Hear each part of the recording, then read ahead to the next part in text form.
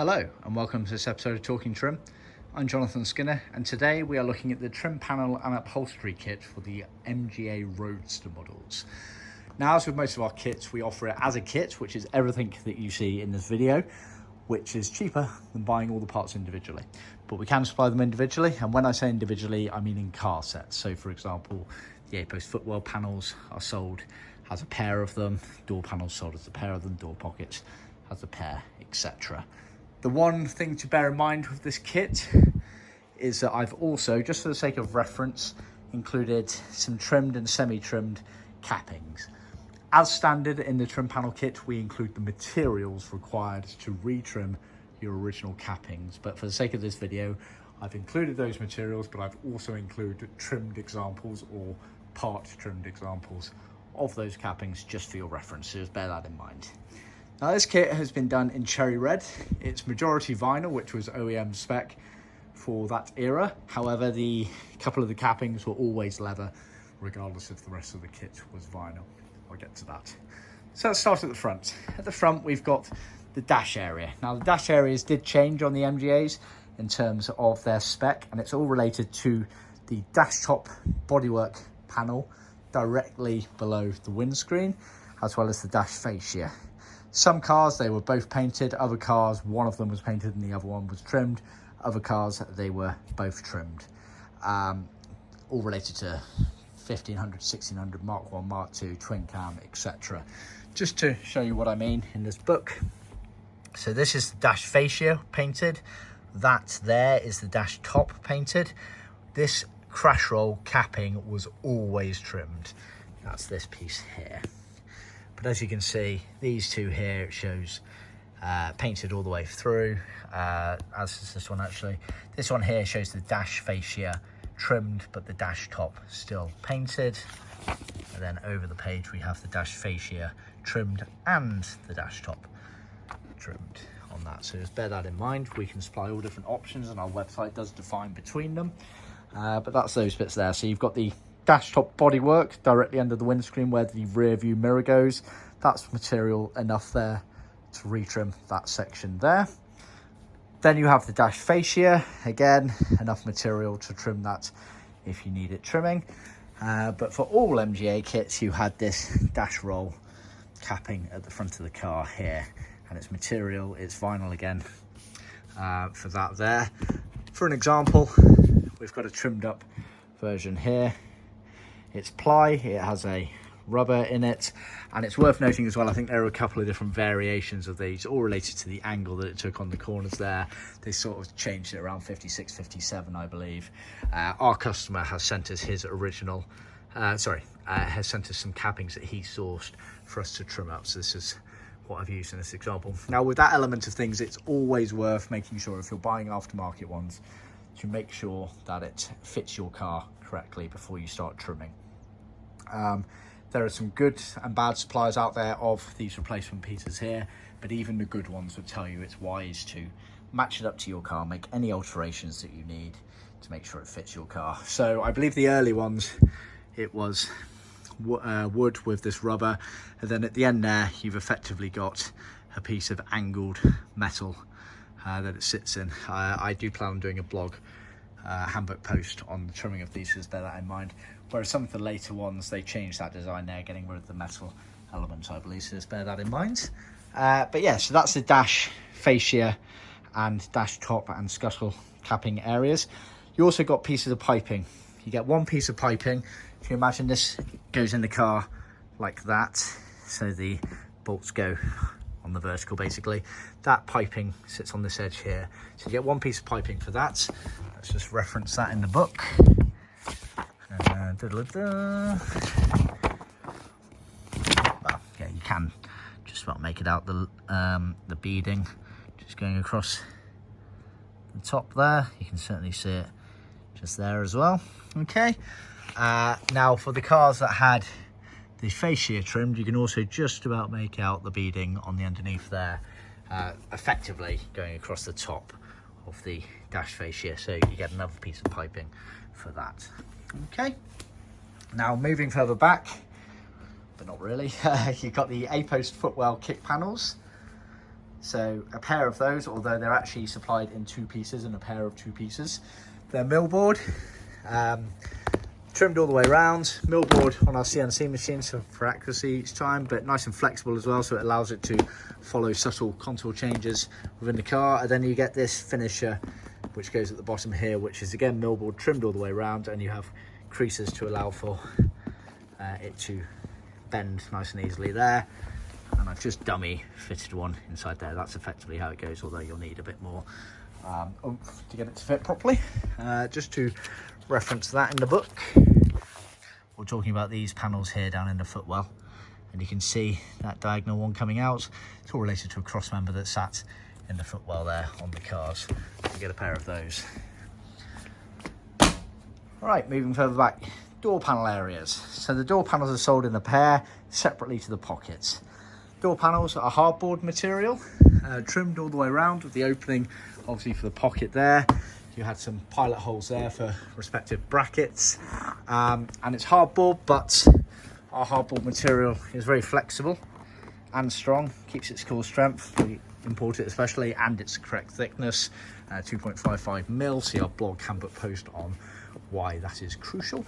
We go that extra mile, making sure that we do supply things that work. So you get a pair of those trimmed all the way around. Then you get the actual door pockets. So they are sold separately to the door panels, but like I say, everything in this video apart from the trimmed cappings is sold as part of the main trim panel kit. Door pockets are millboard. They're cut, trimmed, riveted, and they have the relevant creasing on there to allow for easy bending within there. It also has these holes that we float over, which I believe is for the door pull cord on them, or I think I'm fairly sure that's the case. Please correct me if I'm wrong. But worth bearing in mind, a lot of people assume that these should be pre-mounted to the doors. They're not. They never really get mounted to the doors. Instead, they actually sit into the recess of the door panel on the car, and then you effectively attach them to the actual framework of the car using these bent round bits. I've got plenty of photos on our system if you're unsure. And then once that's actually attached to the door, to the bodywork door, then the door panel sits effectively on top of it. So in theory, they never end up actually trimmed for one another. They just interchange with one another, if that's clear. Let's just reference the door panels. There we are. So you got the, there we are, there's the cord there that I was referring to. But yeah, you can see it's got the curvature there, which I demonstrated our hardboard is good for that. We don't pre-pilot hole the fixings. That's a dangerous game, but obviously they're the Ponzi screws and washer things, so easy enough to do it in situ with your car. Again, I plan on doing a blog handbook post for that. Cut away there for obviously the mechanism latch. Yeah. Door tops. The door top cappings. Now these were always leather. Regardless of the main trim, they were always leather, along with the quarter elbow cappings at the back here. So we supply these in leather as standard. We skive down the leather, we thin it down, we take the backing off. That makes life a lot easier when you come to trim them. These are examples of trimmed ones. These are not included as standard in the trim panel kit, just the materials. These were ash. Again, there are a couple of different varieties, all related to this section where it curved around at the front.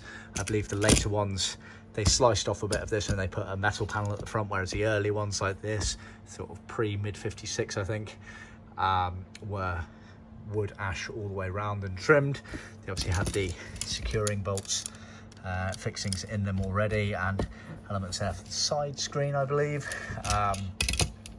So yeah, I've done a fully trimmed one there, and then a part trimmed one here to kind of show you the process of the order of anchoring it in place and trimming it round. But thin skived leather, that allows that lovely finish there around the tight corner, which is pretty hard to achieve if you're using full thickness leather. Just bear that in mind. It's just one of the reasons that we skive leather as standard in our kits where applicable. If I look, there we are, ignore those bits, they're the quarter elbows.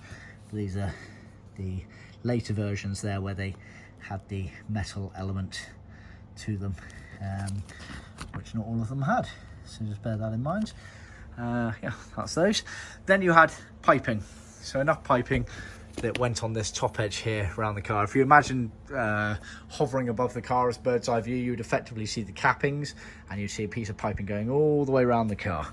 So that's the piping for the door tops there. Let's just see. Can't really, unfortunately, see it. It's kind of out of shot there. Yeah, there you are. Perfect. See the beading going around and ending there. So that's the piping for those there. Moving further back, you had the quarter panels, the B-posts. They sit behind the doors and they curve up and around next to where the hood frame mechanism went in the car.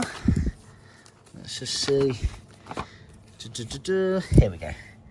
This is the panel I'm talking about. So it's directly behind the door and curved up round. It's a millboard material, so nice and flexible. Look how much that bends to allow the curvature within the car, but still keeps its rigidity over the course of time. Has the pilot holes there, which are for the hood frame element. Poking in there and there, so you get a pair of those. Then you get the quarter elbow capping. So these are the cappings directly above the quarter panel. Again, like the door tops, they were leather. And again, we skived them down. And again, just for the sake of an example, I have got a trimmed and a part trimmed one here. Again, these changed over the course of time. I believe the original early cars had wood ash ones, whereas the later cars were like this, whereas an aluminium with a millboard on the base of it to allow you to tack in. But yeah, trimmed all the way around, and again, skived material makes it so easy, well, rather so much easier to get a nice result. It's never an easy job. So part trim once again, you want to be doing this in a few stages like we have done here. This is anchored at its first stage, and then you do the finishing touches once that's all set in place. There again, plan on doing a blog Canva post, so keep you on our website for that element there. Then to the back of the car, you had the rear cockpit rail capping at the back of the car, rear tonneau capping, some people refer to it as, and that is effectively this panel here. So these are actually the quarter elbow cappings that end about there, and then you had the centre one there, which is vinyl. That was always vinyl, it wasn't leather, unless you had a full leather kit, which was pretty rare, would have been a special order. And again, just for the purposes of as an example of a trimmed one, again, it's ash. It has the metal fixings all in place before you trim it. Then it's trimmed all the way around. There's no rubber on this one like the dash top at the front of the car. It's just trimmed all the way around. And then you get piping. Now the piping, again, that sits in the car on the upright like that. It bolts in, and the piping went on that top edge there, which you can see just about in this photo here. Now the piping on this one actually not just covered the rear trim roll here, but it actually went round the corners onto the quarters. So it went onto the quarter elbow cappings there. You can see it was all in one piece basically from there all the way around to there before the gap where the door panel kicked in. So yeah, I think that's covered it. So like I say, everything in this video is sold as part of our trim panel kit, apart from the trimmed cappings, which I've just included in a video for reference. We only resupply the materials as standard in the trim panel kit for retrimming those said cappings. Everything else is as I've demonstrated it. Hope you found that useful. Please let me know if I've missed anything or you've got any further comments in the comments section below. And remember to like, share, and check us out with future videos. And please, obviously, share it with other classic car enthusiasts, and remember to subscribe. Nice one. I'll catch you next time.